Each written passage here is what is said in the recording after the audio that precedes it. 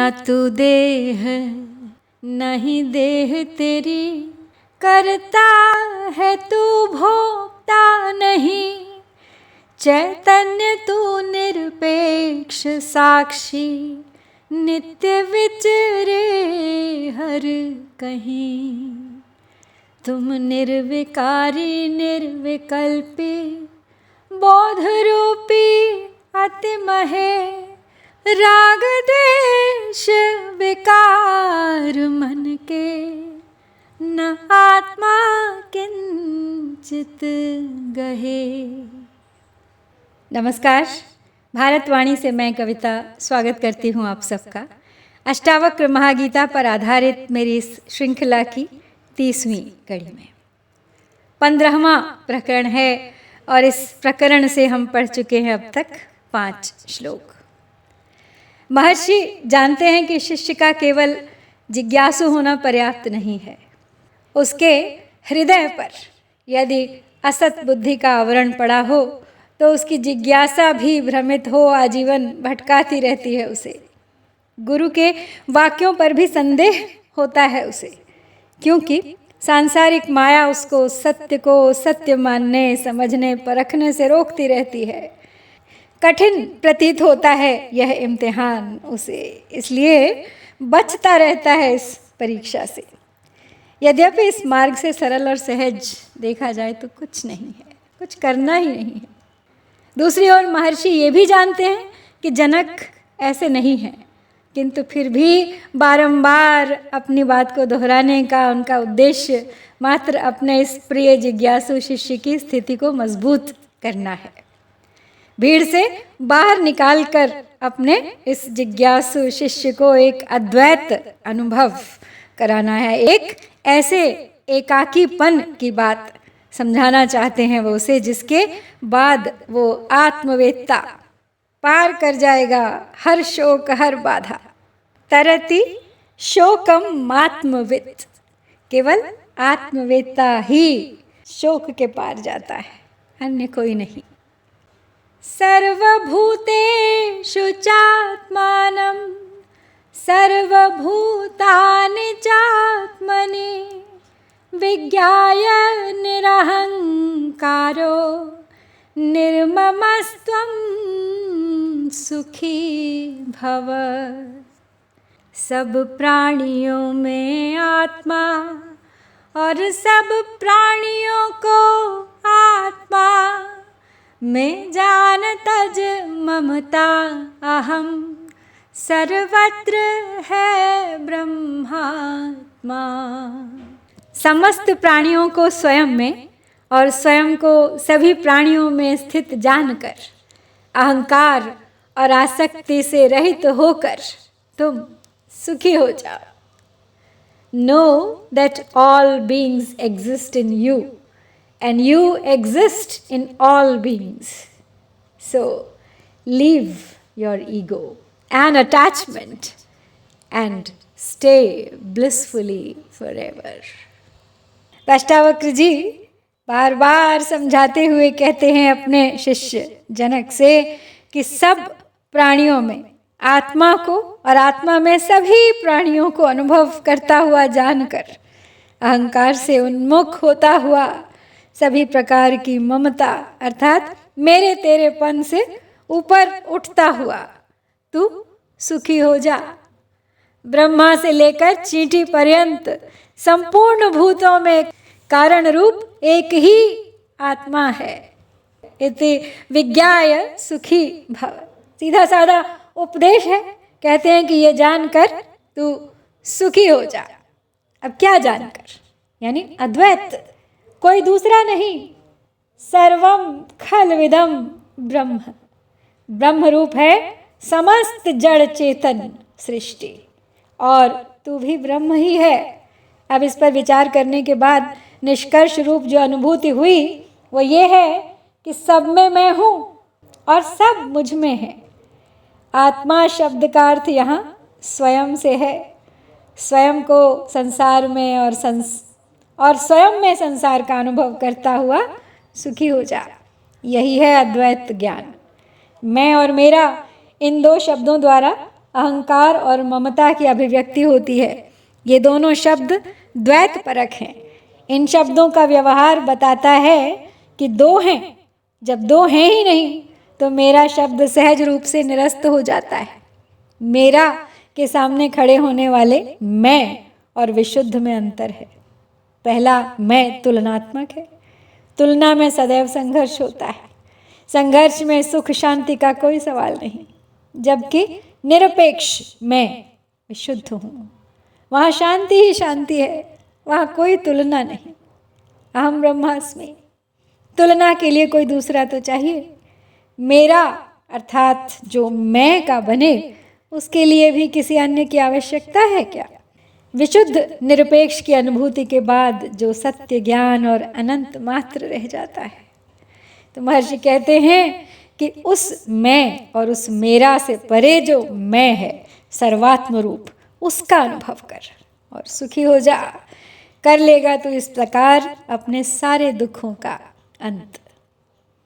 विश्वम स्फुरति यत्रेदं तरंगाइव सागरे तत्त्वमेव न संदेहश्चिन्मूर्ते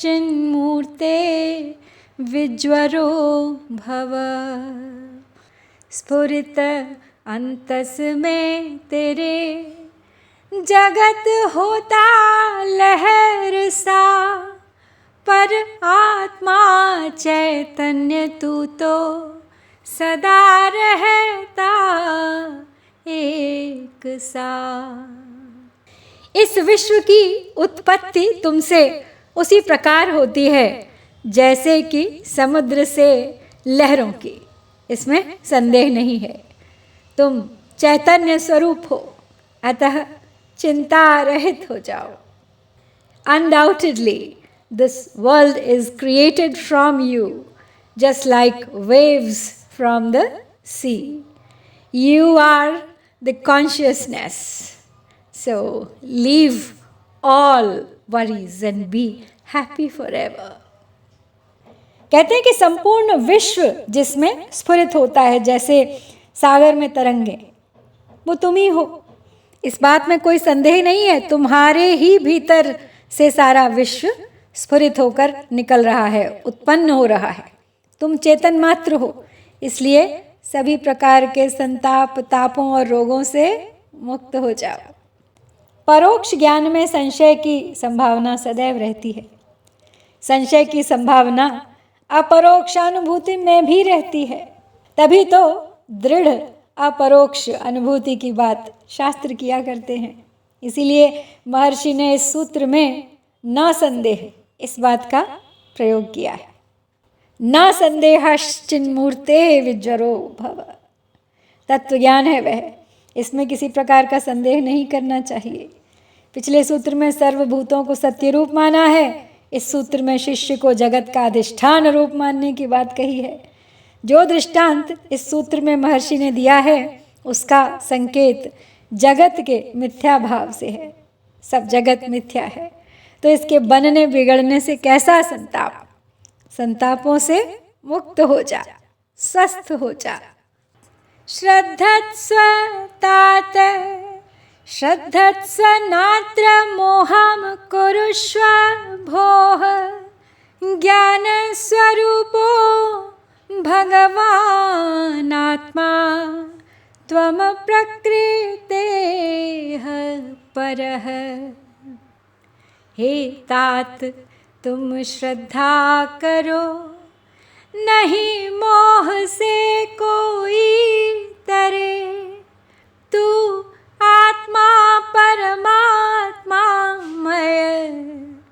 तू प्रकृति से भी परे। इस अनुभव पर अपने निष्ठा रखो, इस पर श्रद्धा रखो। इस अनुभव की सत्यता के संबंध में मोहित मत हो जाओ। तुम ज्ञान स्वरूप हो, तुम प्रकृति से परे हो और आत्म स्वरूप ईश्वर हो, तुम भगवान हो तुम। Oh dear, trust your experience. Have faith on it. Don't have any doubt on this experience. You are knowledge. You are beyond nature and the Lord. अब अपने शिष्य को बड़े प्रेम से सौम्य का संबोधन देते हुए कहते हैं कि श्रद्धा करो सौम्य, यहाँ इस संसार में मोह मत करो। ज्ञान स्वरूप ईश्वर वास्तव में आत्मा ही है और तुम प्रकृति से परे हो। मेरी इस बात पर, जीवन के इस यथार्थ पर श्रद्धा करो, विश्वास करो। इस जगत के मिथ्यात्व को जान लिया तो इससे मोहित क्या होना। इसीलिए कहते हैं श्रद्धा करो, श्रद्धा करो। बार बार बल दे रहे हैं श्रद्धा पर कि संशय रहित होकर मान लो उसे, संदेह मत करो। सत्य वेद गुरुवाक्य है, श्रद्धा असवाक्य। संतों की वाणी पर श्रद्धा और उन पर विश्वास में कोई अंतर नहीं है। पहले में भावना है जबकि दूसरे में उसी की स्वीकृति है। श्रद्धा हृदय प्रधान तत्व है जबकि विश्वास अनुभूति प्रधान। किसी भी प्रकार की शंका मत करो, यही आशय है महर्षि का। कहते हैं कि तू तो प्रकृति से परे है, प्रकृति से तेरा क्या लेना देना। प्रकृति में जो होता है, जैसा होता है उसे वैसा ही होने दे। महर्षि ने इस सूत्र में भगवान शब्द का अर्थ ईश्वर के संदर्भ में किया है। वैसे षडैश्वर्यों से युक्त को भगवान कहा जाता है, लेकिन अब तो इसे श्रद्धा का प्रतीक मान लिया गया है। सभी के लिए न तो इस शब्द का प्रयोग होता था और न ही अपने लिए धार्मिक समाज इस शब्द के प्रयोग की अनुमति देता था। लेकिन जैसे आज अन्य महत्वपूर्ण शब्दों ने अपने अर्थ खो दिए हैं, नए नए अर्थों में उनका प्रयोग होने लगा है, वैसी ही स्थिति इस शब्द की भी हो गई है। खूब खुलकर किसी के लिए भी इसका प्रयोग किया जाने लगा है। कहने वाले श्रद्धापूर्वक बिना समझे इसका प्रयोग करते हैं, और जिनके लिए यह प्रयुक्त होता है वे भी नहीं समझाते कि इस तरह नहीं होना चाहिए। वे भी स्वयं को ही भगवान मानते हैं, भगवान मानने लगे हैं। महर्षि ने ईश्वर शब्द का प्रयोग सृष्टिकर्ता के रूप में किया है। उपाधियों के संदर्भ में इसकी व्याख्या पहले ही की जा चुकी है। ईश्वर का उपाधि रहित रूप चैतन्य परमात्मा ही तो है। तो इस प्रकार महर्षि ने स्पष्ट किया है कि जीव रूप मानने वाला ईश्वर और परमात्मा, ये तीनों ही प्रकृति से परे हैं। ईश्वर प्रकृति का नियामक है इसलिए परे है, और जीव क्योंकि ब्रह्म रूप है इसलिए वह भी प्रकृति से परे हुआ। परमात्मा तो सहज रूप में ही सबका मूल कारण होने से परे है। परे का अर्थ आमतौर पर अन्य होता है, लेकिन अद्वैत सिद्धांत की चर्चा करते समय इसका अर्थ होता है बीच में रहता हुआ भी अलग जो है। लगता है कि एक है लेकिन एक है नहीं। यहाँ एक से को एक कहा जा रहा है। जिस रूप में एक, यानी उस रूप में नहीं बल्कि दूसरे रूप में एक दिखा रहा है। तो देखा आपने परे शब्द कितना रहस्य भरा है। गुणैः संवेष्टितो देहस्तिष्ठत्यायाति याति च आत्मा न गन्ता न गन्ता किमेनं मनुष्योचसि। यह देह बहु गुण लिप्त और आवागमन से युक्त है, मत सोच तू तो आत्मा आवागमन से मुक्त है। गुणों से निर्मित यह शरीर स्थिति, जन्म और मरण को प्राप्त होता है। आत्मा न आती है और न ही जाती है, अतः तुम क्यों शोक करते हो। This body which is composed of three attributes of nature stays, comes and goes. You are the soul that neither comes nor goes. So why do you bother about it? Just stay happy. गुणों से संयुक्त, गुणों से लिपटा हुआ ये शरीर ही बैठता, आता, जाता आदि विभिन्न क्रियाएं करता है, जबकि आत्मा न जाता है न आता है। वह इस आने जाने से परे है, इसलिए उस पर क्या शोक करना, क्या विचार करना। यह शरीर तीन गुणों से लिपटा हुआ है। गुणात्मक होने की वजह से ही यह शरीर है। जैसे ही त्रिगुणातीत का अनुभव होता है, शरीर रहता ही नहीं। जन्म मृत्यु का भेद है इस सूत्र में। प्रकृति त्रिगुणात्मका है। उस प्रकृति से स्वयं को जुड़ा मानकर जीव प्रकृति के विकारों, जन्म मृत्यु आदि को प्राप्त करता है। इसी कारण वो नए नए शरीरों को धारण करता है। इस सूत्र में देह अर्थात शरीर शब्द अपने पारिभाषिक रूप में प्रयुक्त हुआ है, क्योंकि देह के आने जाने की बात सूक्ष्म शरीर से ही संबंध रखती है। सूक्ष्म और कारण शरीर का सम्मिश्रण ही तो आत्मा है। तो फिर यह कैसे संभव है कि आत्मा आने जाने वाली ना हो, जबकि देह के रूप में सूक्ष्म शरीर को आने जाने वाला कहा गया है? प्रश्न उठता है। तो आत्मा का ऐसा रूप बौद्ध दार्शनिक मानते हैं। उनके अनुसार जिस प्रकार चक्र, अश्व आदि का मिश्रित रूप रथ है, इसी प्रकार शरीर मन का सम्मिश्रण आत्मा है। और यदि ऐसा है तो इस सूत्र में यह कहना कि आत्मा कहीं आती जाती नहीं, युक्ति संगत नहीं। वेदांत शास्त्रानुसार यदि आत्मा को आने जाने वाला माना जाए तो उसमें सर्वव्यापकता नहीं घटेगी। आत्मा क्योंकि व्यापक है इसलिए उसका आना जाना तर्क संगत नहीं है। आकाश कहाँ जाता है? जाता तो घट है। उसी प्रकार घट उपाधि से युक्त घटाकाश भी कहीं जाता सा लगता है, लेकिन असल में तो केवल घट ही जाता है। घट यानी घड़ा, घड़े में पानी भरा है। जहाँ जहाँ वो घड़ा जाएगा उसमें दिखेगा तो वही आकाश जो एक है। महर्षि कहते हैं क्योंकि आत्मा कहीं आती जाती नहीं, इसलिए आने जाने को लेकर, जन्म मृत्यु को लेकर विचार मत कर, चिंतित मत हो। उपनिषद ग्रंथों में यदि कहीं उस आत्मा को आने जाने वाले के रूप में कहा गया है तो उसके संदर्भ को सही तरह से समझना होगा। यह स्थिति बिल्कुल वैसे ही है जैसे उसे खोने और पाने की। आत्मा के दूर और पास की बात भी जगह जगह की गई है। कैसे होता है ऐसा, इसे स्पष्ट भी किया गया है। अगर यह समझ में आ गया तो बस समझ लीजिए वेदांत के केंद्र बिंदु को समझ लिया आपने। बिना इसे समझे संशय बना ही रहेगा। लगेगा कि ऋषि एक दूसरे की बात को काट रहे हैं, लेकिन सबके तत्व में केवल एक ही बात है कि आत्मा न कहीं आती है न कहीं जाती है। ये तो केवल देह है जो चलायमान है निरंतर। देहस्तिष्ठतु कल्पान्तं गच्छत्वद्यैव वा पुनः क्व बुद्धिः क्व च वाहानेस्तव चिन्मात्ररूपिणः। देह चाहे जाए तक्षण या कि कल्प के अंत में, नहीं वृद्धि क्षय चैतन्य तत्व की है मूल उसका अनंत में। यह शरीर सृष्टि के अंत तक रहे अथवा आज ही नाश को प्राप्त हो जाए, तुम तो चैतन्य स्वरूप हो, इससे तुम्हारी क्या हानि या क्या लाभ है? क्यों सोचते हो जन्म और मृत्यु के बारे में? This body may remain till the end of nature or is destroyed today. You are not going to gain and lose anything from it, as you are the consciousness that stays forever. So why worry about birth or death? यह शरीर युग युगांतरों तक रहे, चाहे आज ही नष्ट हो जाए, उसकी वृद्धि हो या हानि हो, इससे चिन्मात्र रूप वाले तुम पे भला क्या अंतर पड़ता है? निश्चय पूर्वक सोचो तो कुछ भी नहीं।